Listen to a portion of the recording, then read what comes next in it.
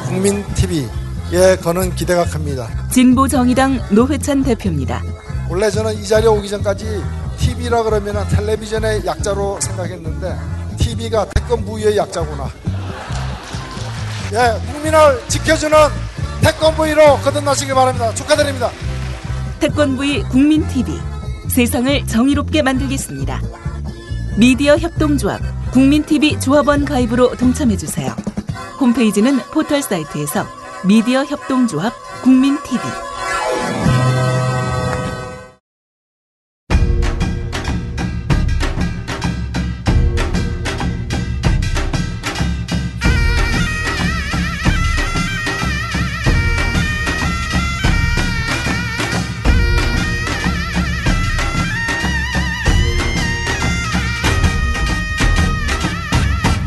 네, 청자 여러분 안녕하십니까. 2013년 5월 20일 월요일 아침에 인사드립니다. 인문학으로 여는 오늘의 김용민입니다.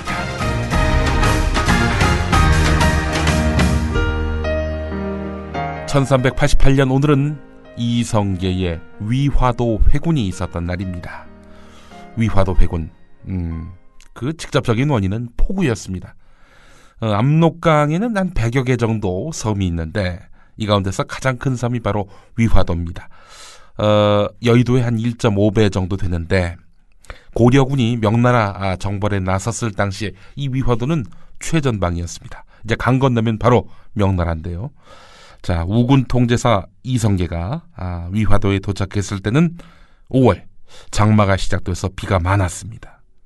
이성계는 그때 4대 불가론을 내세워서 더 이상의 진군을 하지 않았는데요.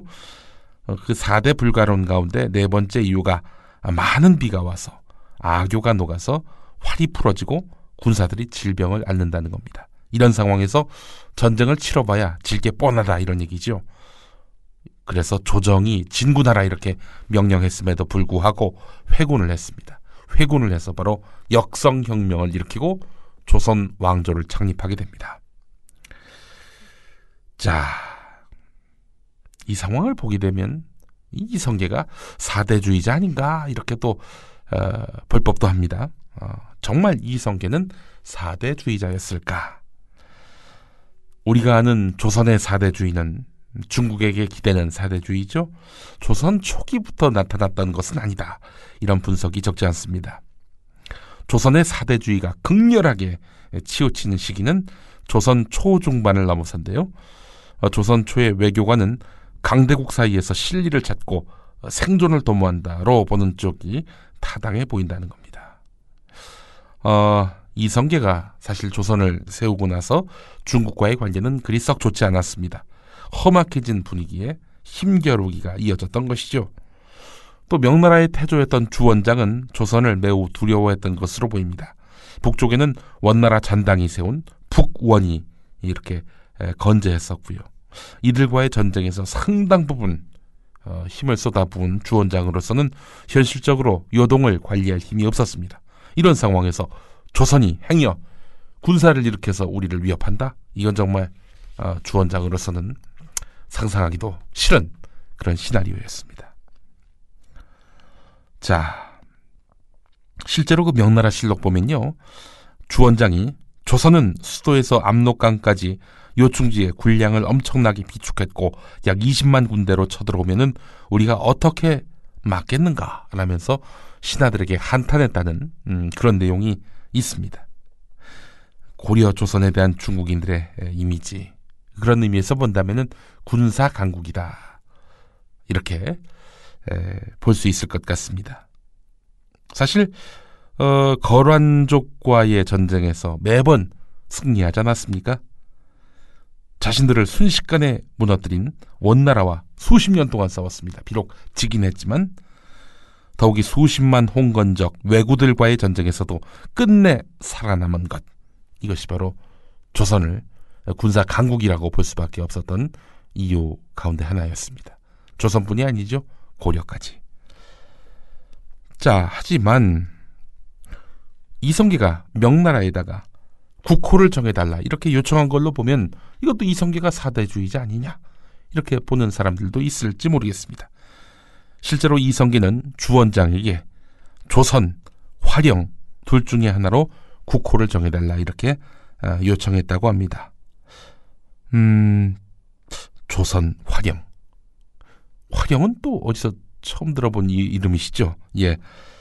화령이라고 하는 것은 이성계의 고향 이름이기도 합니다만은 중국이 원나라 수도를 부르던 명칭이기도 했습니다.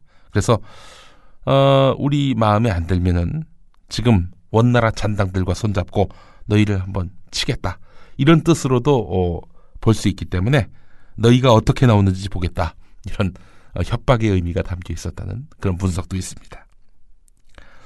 사대주의 이야기가 나와서 그런데 정말 사대주의의 활용 정점은 점정은 역시 이명박 정권 아니겠습니까?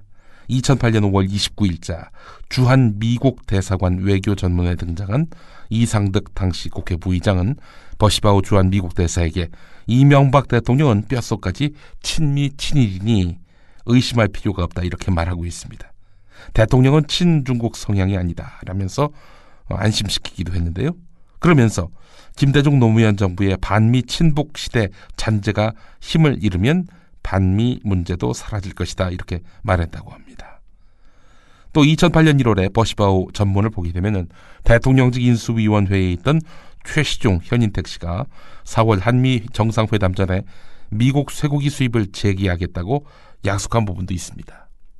협상을 해가지고 결론 낸 게 아니라 이미 시장 개방을 약속한 상황이었다 이런 얘기입니다. 권력의 핵심 인사들이 말이죠. 2006년 7월 김현종 통상교섭본부장은 버시바우에게 전화로 정부가 추진하는 약제비 적정화와 관련해서 미국의 입장이 관철되도록 죽도록 싸웠다 이렇게 말을 했다고 하는데 2006년이면은 참여정부 아닙니까? 김현종 씨가 이런 말을 했으니 이 김현종 씨는 과연 대한민국의 이익을 대변하는 통상교섭본부장인지 미합중국의 이익을 대변하는 통상교섭본부장인지 묻지 않을 수가 없는 부분입니다. 사실 여기 위킬리크스에 나온 사람들 이야기가 친미 4대주의 사례의 전부겠습니까? 한미 FTA 추진하는 거 보십시오. 정말 이념과 정권을 가리지 않고 정말 우리가 미국에게 철저하게 기대고 있는 현실을 반영하지 않습니까? 예. 4대주의. 글쎄요. 이성계의 정도의 어떤 외교관 정도면은 딱 좋겠다는 생각이 드네요. 세계를 호령하는 그런 강대국으로서의 지위를 기대하기 이전에 말이죠. 예, 할 말은 하고 또 지킬 자존심은 지키는 그런 대한민국이 됐으면 좋겠다는 생각이 듭니다.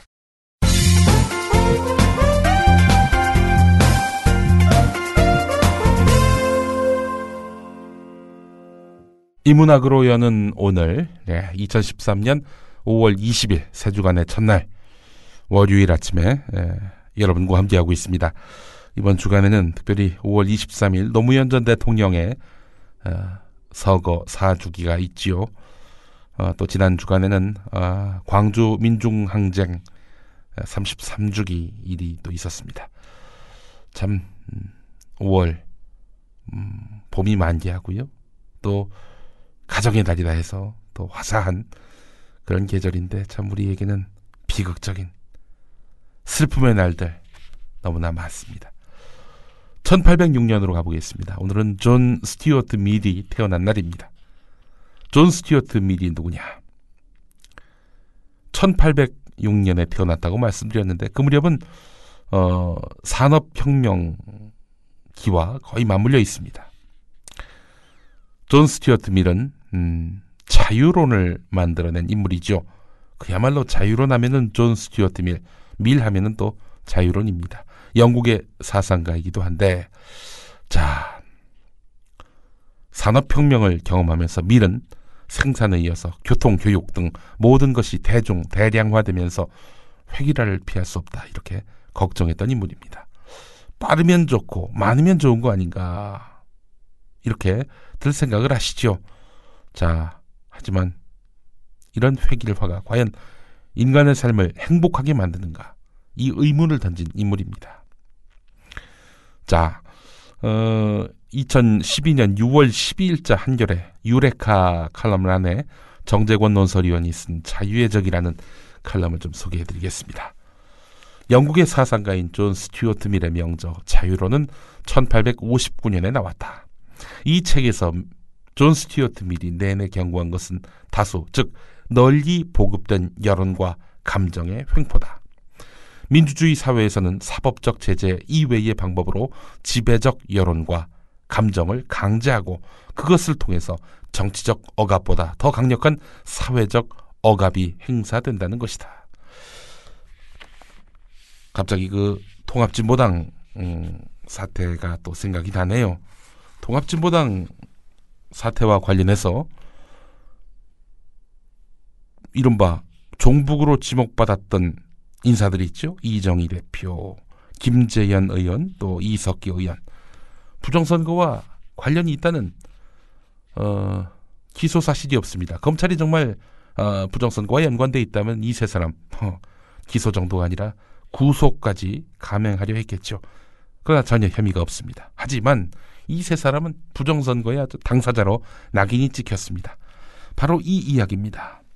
사법적 제재의 방법이 아닌 지배적 여론과 감정을 강제해서 정치적 억압보다 더 강력한 사회적 억압을 행사당했다. 이런 부분을 적용할 수 있는 사례입니다. 사법적이든 사회적이든 집단이 절대적인 신조, 믿음을 내세워서 소수를 억압한 역사는 뿌리가 깊다. 유럽에서는 15세기에서 17세기의 마녀 사냥이 대표적이다. 마귀와 성교를 했다는 이유로, 마귀와 섹스를 했다는 이유로 수십만 명의 여성이 처형되고 재산까지 몰수당했다. 가톨릭 이외의 어떤 종교나 사상도 용납하지 않으려 했던 중세 말 근세 초기의 비극이다. 17세기 일본 에도 막부의 막부가 마리아상이나 십자가를 새긴 동판 위로 사람들을 지나가게 한 다음 제대로 밟지 못한 이들을 기리시탄, 즉 크리스찬, 기독교인으로 골라내서 처형한 후미에도 소수 억압의 전형적인 사례다. 일본에서 기독교 탄압은 19세기 후반에 가서야 공식적으로 사라졌다. 1950년 미국 공화당 상원의원 존 메카시가 국무부에서 일하는 공산당원 205명의 명단이 있다고 주장하면서 시작된 메카시즘 광풍은 이념의 이름으로 자행된 횡포다. 존 스튜어트 밀은 자유론에서 사회의 건강과 미래를 위해 다수의 횡포에 맞선 자유의 옹호를 역설했다. 그가 첫 번째로 꼽은 보호 영역은 생각과 의견의 자유다. 자신들의 생각이나 또 편향성을 다른 사람에게 강제하는 것. 내 의견이 옳으니 너 군소리 하지 말고 내 의견 지지해, 따라, 수용해. 이렇게 강제하는 것이야말로 자유에 대한 적대 행위로 봤던 것입니다. 네. 정말 이런 거 보면은 우리 사회 어마어마한 그런 종북의 광풍, 종북 반대의 광풍 같은 것들이 밀려들었죠. 도대체 종북이 누굽니까? 종북한 사람이 어디 있어요? 그렇지만 우리 사회에 종북 세력이 있다. 특히 아무개가 종북일 가능성이 높다. 이러면서 사실상의 사상적 마녀 사냥을 감행하고 있습니다. 심지어 새누리당을 지지하지 않으면 박근혜 대통령과 거리를 두면 그마저도 종북으로 몰아세웁니다. 그런 이야기 한 사람 최근에 어마어마한 배상 물었죠. 예, 지금 사회가 이렇게 사상의 자유를 억압하고 또 자기와 뜻이 다른 사람을 그야말로 반국가적 이념을 가진 사람으로 내몰고 단죄하는 이런 상식 밖의 문화가 확산될 때는 뭐 달리 대응할 방법은 없습니다. 사법적 대응밖에요. 그래서 몇몇 분들이 자신을 종북으로 몰아세운 인사들, 단체를 상대로 민사소송을 제기하겠다, 이런 뜻을 밝히기도 했습니다. 뭐 그분들이 정말 뭐 상대의 돈이 탐나서 그러겠습니까? 이런 것들을 계속 내버려 두면 또 다른 피해자, 또 다른 그런 피해 사례를 양산할 가능성이 높기 때문입니다. 이런 비극적이고 암울한 시대에 우리가 살고 있습니다. 존 스튜어트 밀, 오늘 태어난 날입니다. 언론이 달라져야 합니다. 현실을 정확하고 공정하게 전달하고 우리가 가야 할 방향을 책임있게 제시하는 언론이 되어야 합니다. 구시대의 특권구조 속에서 누리던 기득권이나 관행도 과감하게 포기해야 합니다.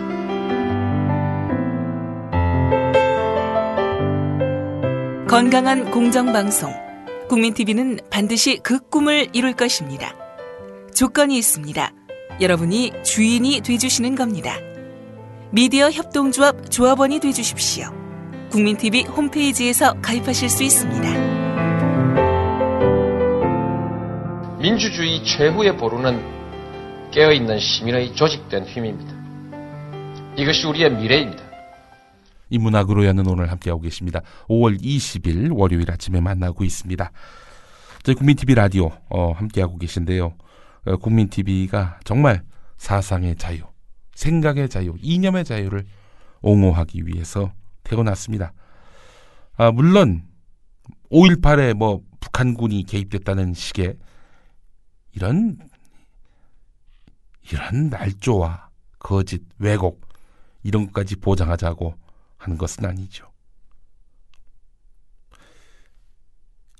이런 것마저 표현의 자유로 오도하면서 우리 사회의 건강한 합의된 역사인식을 뒤집어 엎으려는 이런 음험한 세력들을 상대로 맞서기 위해서라도 또 국민TV는 마땅히 건재해야 합니다. 국민TV를 위해서 여러분들 많이 성원해 주시고 또 조합원으로 동참해 주시기 바라겠습니다. 조합원으로 동참하시는 방법은 국민TV 홈페이지 들어오시면 됩니다. kukmin.tv 들어오셔서 좌측 상단에 조합원 가입하기, 참여하기 이 란을 클릭하셔서 이렇게 순서대로 입회를 하시면 되겠습니다.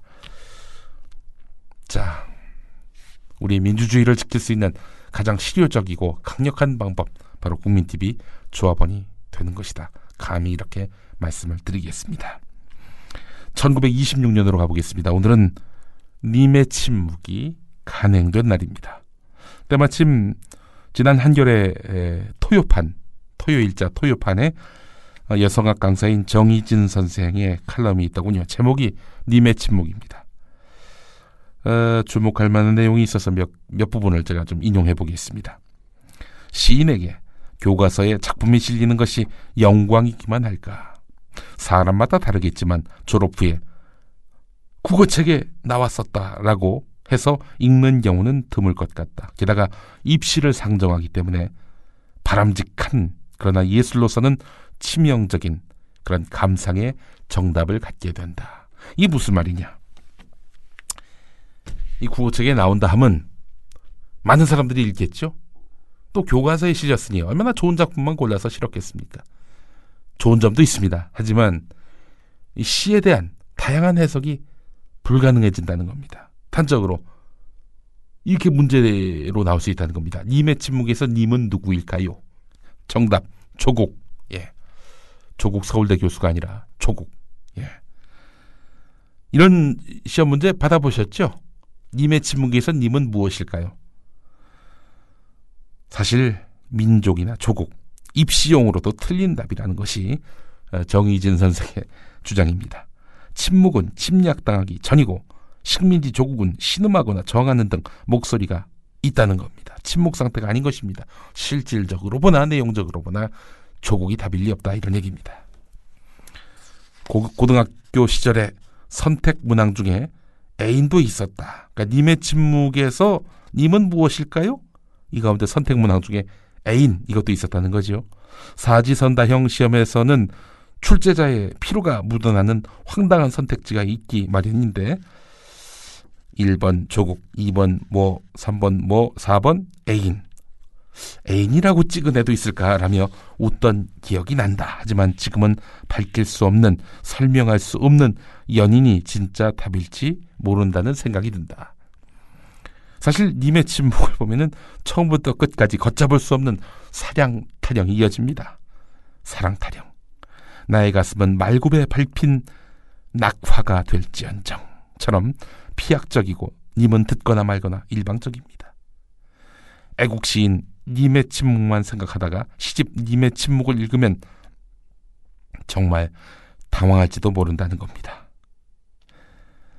자, 정의진 선생은 나의 관심은 님이 누구냐가 아니라 님과 침묵의 의미다. 모든 예술은 남겨진 자의 고통에서 시작된다. 떠나는 사람이 나는 너를 버렸노라고 읊는 경우는 없다. 떠나는 자는 말이 없다. 대단한 이유에서가 아니라 부재하니까 침묵인 것이다. 반면 남겨진 자들의 눈물은 마를 길이 없다. 그리움, 슬픔, 체념, 자책, 희망, 심리도 못 가서 발병난다는 저주까지. 그래서 예술은 고통받는 사람들의 필요요 특권이다. 왜 같이 살까 싶은 죽음만이 그들을 갈라놓을 수 있을 것처럼 맹렬하게 싸우는 커플도 있고 대화만으로 오르가즘을 느끼는 사람들도 있다. 말을 섞는 것은 살을 섞는 것보다 훨씬 육체적인 행위다. 대화는 상대의 몸에 삼투압을 일으키고 화학은 인간을 변화시킨다. 이런 몸의 변용이 인생이고 삶이 고해인 이유다. 말이 통하는 사람이 몇이나 되며 그런 일을 만나기는 얼마나 어려운가. 드물게 그 사람을 만났다 해도 사랑과 제도는 상극이다. 이성의 가족, 계급은 최고의 제도 권력으로 진정한 사랑을 방해한다. 대화 이전에 이미 가불로 설정된 관계 자체가 스트레스다. 사정이 이러하니 우리는 혼자 말을 한다. 절대자에게, 돌아가신 부모님에게, 반려동물에게, 나무, 바람, 돌에게. 그들은 내 말에 토를 달지 않는다. 기도, 명상, 일기, 중독도 독백의 일종이다. 네, 님이 조국인가요? 한 번도 그런 고민을 가져보지 않았던 저로서는 이 글이 주는 공명은 정말 대단합니다. 여러분에게 되묻습니다. 님의 침묵에서 님은 무엇일까요? 또 침묵은 무엇일까요? 오늘 이 과제를 한번 풀어보시기 바라겠습니다. 인문학으로 여는 오늘 순서 모두 마치겠습니다. 여러분 고맙습니다. 국민TV